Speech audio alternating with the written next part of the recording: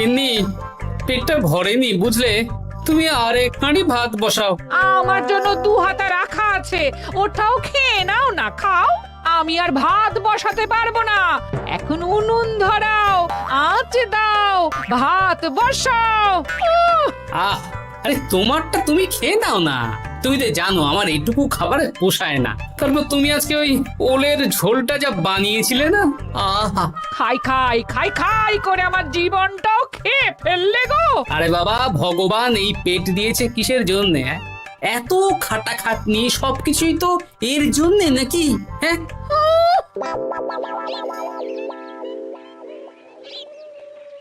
দাদু, অনেকদিন ভূতের গল্প শুনিনি, আজকে আমরা ভূতের গল্প শুনবো। বেশ, শোন তাহলে। আমাদের রাজ্যে আজ থেকে বেশ অনেক বছর আগে একটা খুব পেটুক লোক থাকতো। তোমার মতন পেটুক? বলতে পারিস, কিন্তু ওর গিন্নি ওকে ভালো মতো খেতে দিত না। তাই একদিন না খেয়ে খেয়ে অক্কা পায় আর ভূত হয়ে এদিক সেদিক ঘুরতে থাকে। তারপর কি হলো দাদু? তারপর তো সে এক মজার ব্যাপার। ভূতকে ওর গিন্নি চোখে দেখতে পেত না, তাই সেই পেটুক ভূত কিছুদিন পর থেকে গিন্নির উপর হুজ্জুতি শুরু করলো। কিরকম হুজ্জুতি দাদু?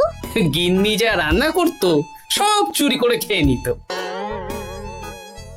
এই এসব উল্টো পাল্টা কথা বলে আমাকে ভয় দেখাতে পারবে না। হ্যাঁ, এই যে তোরা চটপট খেয়ে নে, নইলে তোদের দাদু আবার ভাগ বসাবে রে। খা। আচ্ছা দিদা। এই শোনো না, তুমি আমার জন্যেও আরো কয়েকটা বেগুনি ভাজো। হ্যাঁ, এই তো একটু আগে 4টে বেগুনি আর 1 বাটি মুড়ি দিলাম। হ্যাঁ, আরে সেগুলো তো পেটের কোন কোনায় হারিয়ে গেছে গিন্নি। তুমি ভাবো আমিও হারিয়ে গেছি? বেশি খিদে পেলে নিজে রান্না করে খাও। সে তুমি না থাকলে আমি রান্না করেই খেতাম। দিদা, দাদু কিন্তু তোমাকে চলে যেতে বললো। কি বললে? আমি চলে যাব? আরে তাহলে তাই হবে। এই গুলটে, তুই এসব কি বলছিস বলতো? গুছিয়ে বিদায় নিচ্ছি। আরে আরে আরে, কোথায় চলে যেতে বললাম গিন্নি? হয়েছি আর না, আজকেই আমি বাপের বাড়ি চলে যাব। হ্যাঁ, এই দেখো, আমি কোথায় চলে যেতে বললাম? তোমার মনের কথা আমি বুঝে গেছি। এই দেখো, থাকবো না এই পোড়ার মুখ সংসারে। যা। লক্ষ্মী সোনা রাগ করেছে। হাওয়া গরম আছে, চল এখান থেকে বেগুনি নিয়ে এখন কেটে পড়ি। আরে সামান্য ব্যাপারে রাগ করার কি আছে বলো তো? এবার নিজের সংসার নিয়ে নিজে থাকো, সারাদিন শুধু খাই খাই আর খাই খাই। নাও এবার ঠেলা সামলাও। ভুল করেও আমাকে বাপের বাড়িতে ডাকতে যাবে না বলে দিচ্ছি।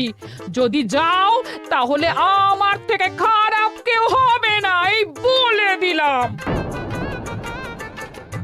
ওগো, তুমি আমায় ছেড়ে চলে গেলে গো, এবার আমি কার কাছে বায়না করবো গো?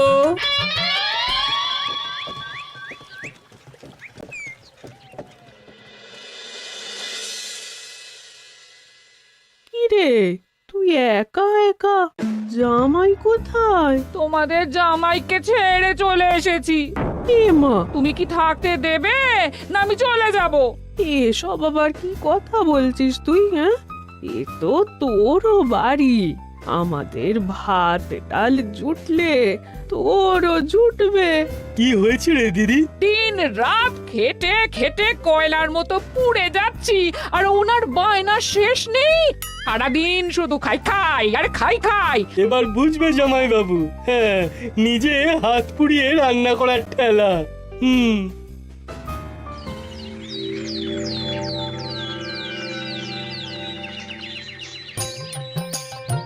গোপাল দাদা, ও গোপাল দাদা, ও গোপাল দাদা, গোপাল দাদা, এ দরজা খোলো, মহারাজ ডাকছেন।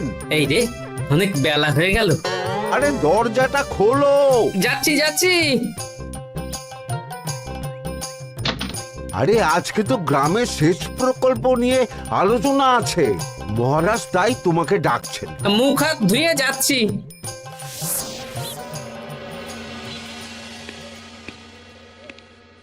দেখুন মহারাজ, দেখুন, এত বেলায় গোপাল এলো। তাও নিজে আসেনি, ডেকে নিয়ে আসতে হলো। সত্যি গোপাল, আজকে এত জরুরি একটা আলোচনা সভা, কোথায় তুমি তাড়াতাড়ি আসবে? তা না করে গোপাল বাড়াবাড়ি করে ফেললো। গোপাল, এই আমি শেষবারের মতন বলে দিচ্ছি, ফের যদি এরকম রাজসভায় দেরি করে আসতে দেখি তাহলে কিন্তু কড়া ব্যবস্থা নেব। আসলে মহারাজ, আমার গিন্নি গতকাল রাগ করে বাপের বাড়ি চলে গেছে, তাই বেশ হয়েছে। আচ্ছা, যে জন্য আজকের আলোচনা সভা ডাকা হয়েছে সেটা হলো আমাদের রাজ্যের দক্ষিণে একটা সেচের জন্য পুকুর খনন করা হচ্ছে। এ তো খুব ভালো কথা মহারাজ। দক্ষিণের চাষি ভাইরা অনেক দিন ধরে জলের সমস্যায় ভুগছিল, এবার একটা সুরাহা হবে। কিন্তু এটার জন্য তোমাদের বেতন কয়েক মাস কম পাবে তোমরা। এ কি কেন মহারাজ? তোমার তো এখন একজনের সংসার গোপাল, তোমার আবার চিন্তা কিসে? তাহলেও সেচের জন্য পুকুর খোঁড়া হবে, তার সাথে আমাদের বেতনের কি সম্পর্ক? কারণ ভাড়ারের অবস্থা খুব একটা ভালো নয়, তাই আগামী 3 মাস তোমাদের বেতন 5 মোহর করে কম দেওয়া হবে। হ্যাঁ, হ্যাঁ নয় হ্যাঁ। আর ওই 3 মাসের কেটে নেওয়া বেতন 4র্থ মাসের বেতনের সঙ্গে যোগ করে দেওয়া হবে।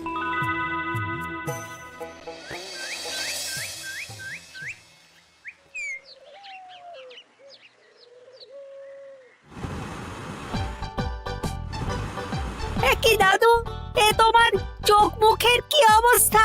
কালি ঝুলি মেখে ভূত। কি আর করবো বল, এসব কি আমার কাজ রে? কালকে ভূতের গল্প শোনাচ্ছিলে, আজকে নিজেই ভূত সেজে বসে আছো।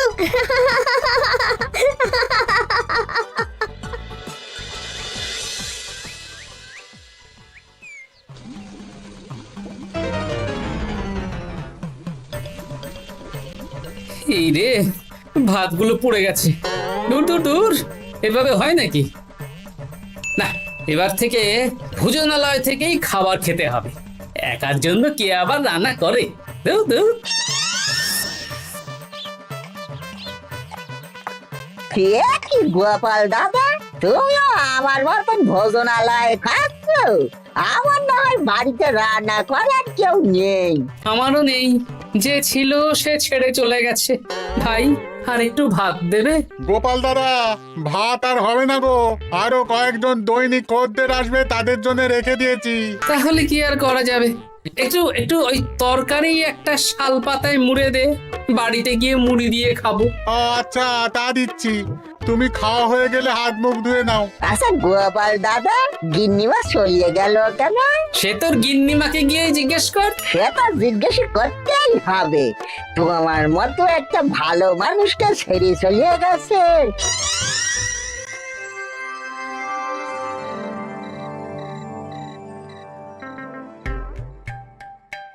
এসো এসো। এই নাও ধরো, পুঁটির মা তোমার জন্যে কটা রুটি আর তরকারি পাঠালো। শুনলাম তুমি বাইরে ভোজনালয় খাচ্ছ। কি আর করবো বলো, একদিনই ঘর দুয়ারের একই অবস্থা করেছো গো গোপাল দাদা। ওই একার সংসার, এখন আমার কাজের মধ্যে 2, খাই আর শুই। তা গিন্নিমাকে খবর দাও। না না না, খবর দিলে আবার অশান্তি শুরু করবে, বরং তুমি গিয়ে বলো। বেশ, তাহলে কালকে আমি তোমার শ্বশুর বাড়ির দিকে সার কিনতে যাব, না হয় গিন্নিমাকে আমিই খবর দিয়ে দেবো।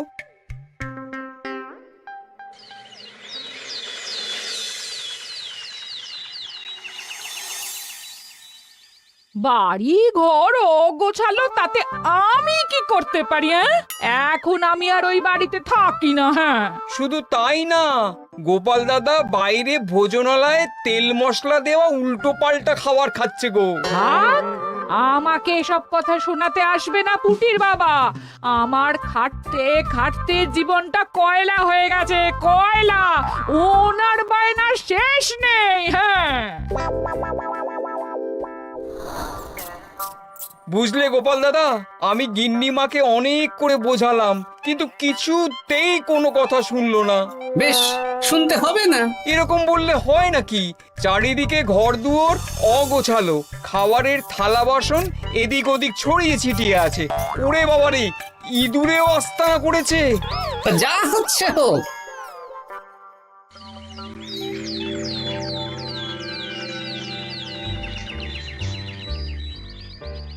ভোলা আটটা কচুরি দাও তো ঝটপট, খেয়ে রাজসভায় চলে যাব। এই নাও। ও গোপাল দাদা, শুনলাম নাকি গিন্নিমা বাড়ি ছেড়ে চলে গেছেন? হ্যাঁ ঠিকই শুনেছো। তাই বাইরের খাবার খেয়ে কতদিন কাটাবে? এভাবে তো তোমার শরীর খারাপ করবে। ওই শরীরের নাম মহাশয়, যা সবে তাই সয়। রান্না বান্না করছো বাড়িতে? না, রান্না করার লোক নেই, আর আমার দ্বারা ওসব কালিঝুলি মাখাও সম্ভব না। দেখো গোপাল দাদা, এই রোজ রোজ বাইরের খাবার খাওয়া ভালো নয়। ভাবছি আরেকটা বিয়ে করব। হ্যাঁ, বলো কি? গিন্নিমা জানলে তো? জানলে জানুক, ও তো এখন আর আমার কেউ নয়। গোপাল দাদা আরেকটা বিয়ে করবে? না না না না না, গিন্নিমাকে বলতেই হবে ব্যাপারটা।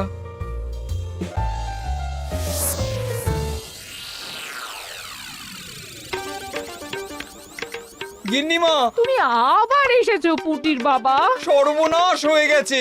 আবার কি সর্বনাশ? হ্যাঁ, বাড়ির চারিদিকে অগোছালো, ইঁদুর মশা মাছি ঘুরে বেড়াচ্ছে।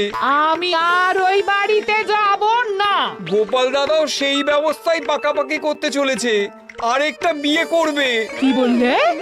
জল জ্যান্ত বউ থাকতে আরেকটা বিয়ে? হ্যাঁ, আমি আজকেই যাব। ওর একদিন কি আমার একদিন? হ্যাঁ, আমি আজকেই যাব। এই দিদি, এক মুহূর্তে এরকম বদলে গেলি কেন? আবার আবার তো জামাইবাবু তোকে কাটাবে। তাহলে তোর জামাই বাবুটাই অন্য কারোর হয়ে যাবে? হ্যাঁ, আমি বেঁচে থাকতে আমি হতে দেব না। তাহলে দিদি আমিও যাব। ওই জামাইবাবু অতিরিক্ত খায়, জামাইবাবুর খাওয়া বন্ধ করতে হবে, বুঝলি? ঠিক আছে, চল তাহলে চল। ঠিক আছে, চলুন তাহলে। হ্যাঁ হ্যাঁ, তাই চলো। বুঝলি দিদি, আমার মাথায় একটা মতলব এসেছে। হ্যাঁ। কি মতলব শুনি?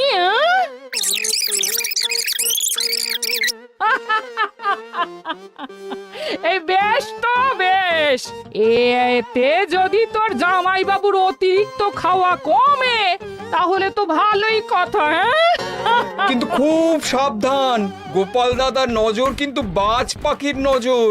তাহলে যাওয়ার পথে একটা সাজঘর হয়ে যেতে হবে।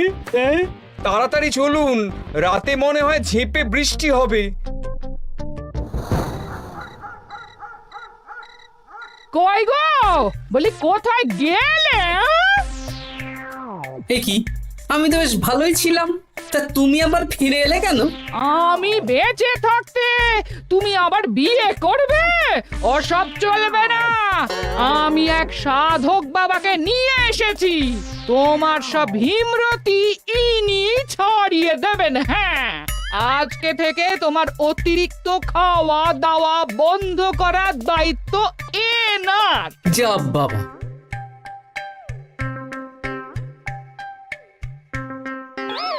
কি করেছো গো? হ্যাঁ, ঘর দুয়ার তো পুরো শ্মশান হয়ে গেছে গো। এখন আবার তোমার ঘর, তুমি পরিষ্কার করো। সে করছি, তুমি যাও বাজার করে নিয়ে এসো। ভোলার দোকান থেকে বেশি করে ছানা আনবে, আর রাতে ছানার বড়া করে তরকারি বানাবো। হ্যাঁ, আহা, কতদিন খাইনি, এক্ষুনি যাচ্ছি। তাড়াতাড়ি যাও, তাড়াতাড়ি যাও, মেঘ ডাকছে, রাতে বৃষ্টি হবে। আমি এই ঘর গুছিয়ে রান্না বসাচ্ছি গো। বলো কি গোপাল দাদা, গিন্নিমা ফিরে এসেছেন? হ্যাঁ, সকালে তোমার দোকানে বলেছিলাম না বিয়ে করব, সেটা নিশ্চয়ই কেউ শুনে গিন্নির কানে দিয়েছে। ব্যাস, ঘরের বউ ঘরে চলে এলো। সকালে যখন তোমাকে আমি ওই কচুরি দিচ্ছিলাম, তখন তো ওই পুঁটির বাবাকে দোকানের সামনে দিয়ে হেঁটে যেতে দেখেছিলাম। তাহলে পুঁটির বাবাই খবর দিয়েছে, ভালোই হয়েছে। যাই হোক, আমাকে ওই 500 গ্রাম মতো ছানা দাও তো, গিন্নি ছানার বড়া দিয়ে তরকারি করবে। ভালো তো, ভালো তো, তোমরা ওই কর্তা গিন্নি একসাথে খাবে। আবার কোন সাধককে নিয়ে এসেছে যে আবার খাবার খাওয়া নিয়ন্ত্রণ করবে? দেখো কি করে তোমাকে সামলায়। এই নাও।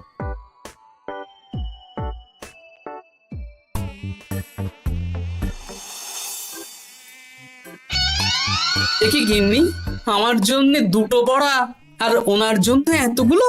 বেশি খেলে তোমার চেহারা ঠিক হবে না বৎস, তোমাকে রোগা হতে হবে, তাই কম খেতে হবে, বুঝলে?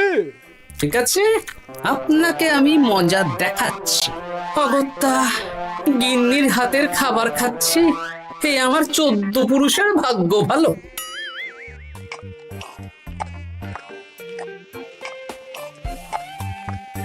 বাবা, আপনাকে আরেকটু তরকারি দিই বাবা? দে মা, দে। আমাকে দাও। একদম না, বলেছি না তোকে রোগা হতে হবে। হ্যাঁ, কি মশা রে তোদের বাড়িতে। আরে রে, নকল গুফ, মশা যাওয়ার আগে আপনাকে আমি তাড়াবো। এই কদিন চারদিকে সব ছড়িয়ে ছিটিয়ে নোংরা করেছে, মশা মাছি এত তাড়াতাড়ি যাবে না। হ্যাঁ, আমার খাওয়া হয়ে গেছে, আমি উঠলাম। আপনি ভালো করে খান, কেমন?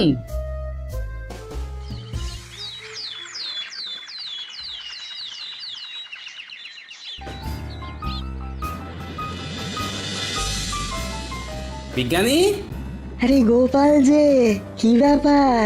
একটা সাহায্য চাই বিজ্ঞানী। বলো বলো, আমি কি করতে পারি? কয়েক টুকরো বরফ বানিয়ে দিতে পারবে? তা পারবো, কিন্তু এখন হবে না। তুমি বরং সন্ধেবেলার পর নিয়ে যেও, কেমন? খুব উপকার করলে বিজ্ঞানী। আমি ওটা বিশেষ মোড়কে তোমায় দেব, যাতে গলে না যায়। ধন্যবাদ বিজ্ঞানী, এখন তাহলে আসি।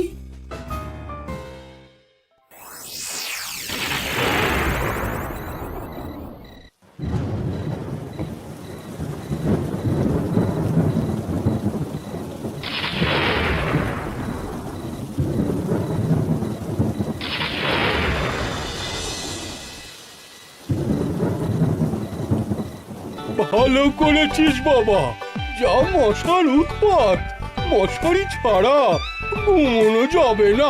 কথায় আছে সেবাই পরম ধর্ম, তাই একটু ধর্মকর্ম করছি আর কি। আপনি ঘুমিয়ে পড়ুন, আমরা ওই ঘরে গেলাম। হ্যাঁ,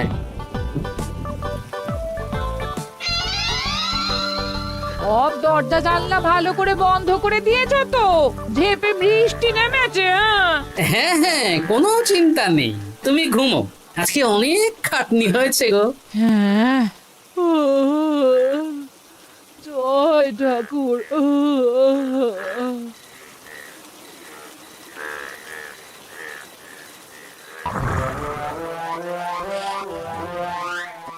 এই তো গিন্নিও ঘুমিয়েছে, এবার আসল কাজ শুরু হবে।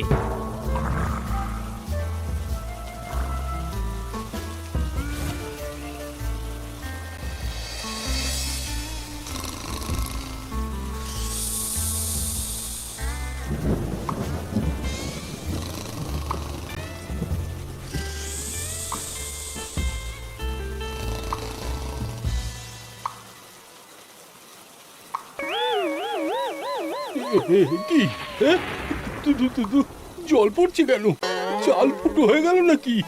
এত রাতে দিদিকে ডাকা ঠিক হবে না।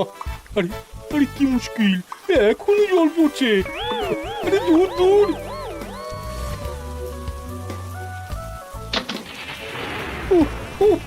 বাপরে বাপ।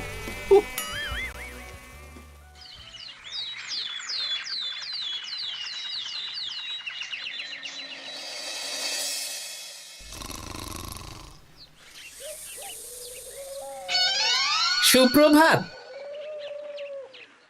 প্রভাত আর নেই। কেন?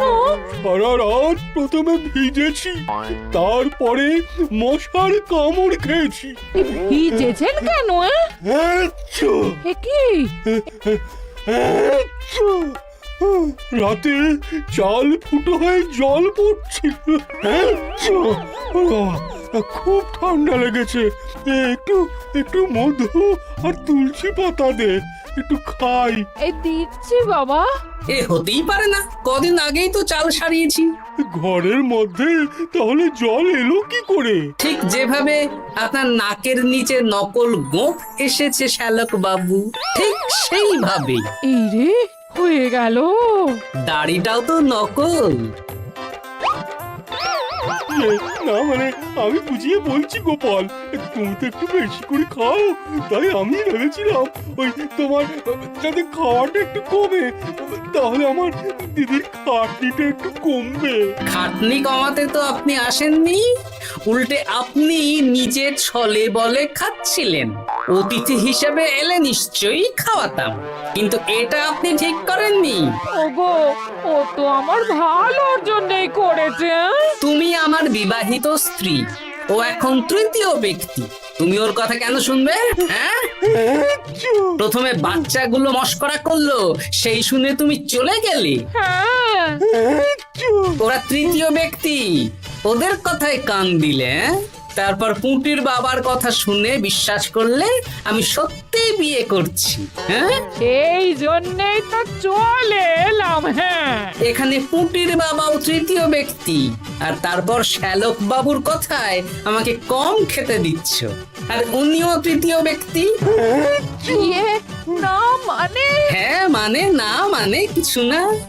যখনই সংসারে স্বামী স্ত্রীর মাঝে তৃতীয় ব্যক্তি প্রবেশ করবে, তখনই অশান্তি হবে। নিজেদের সমস্যা আমরা নিজেরাই ঠিক করে নেব। আচ্ছা গো, আচ্ছা ঠিক আছে, আর কোনো বাইরের লোকের কথা শুনবো না। এবার বলো তো, ছাদ থেকে জল পড়ার ব্যাপারটা কি? ওটা তো কাল রাতে মশারির উপরে বরফ রেখেছিলাম, আর সারা রাত ধরে বরফের জল শ্যালক বাবুর গায়ে পড়েছে। ছাদ ঠিকই আছে গিন্নি। হ্যাঁ নয় হ্যাঁ, কাল যখন খাবার খাওয়ার সময় দেখলাম আপনার গোঁফ খুলে যাচ্ছিল, আপনি ঠিক করলেন, তখনই একটা সন্দেহ হয়। ওরে ওরে গোপাল, আমি আর তোমাদের কর্তা গিন্নির মাঝে থাকবো না। আমি পালাই, আমি পালাই।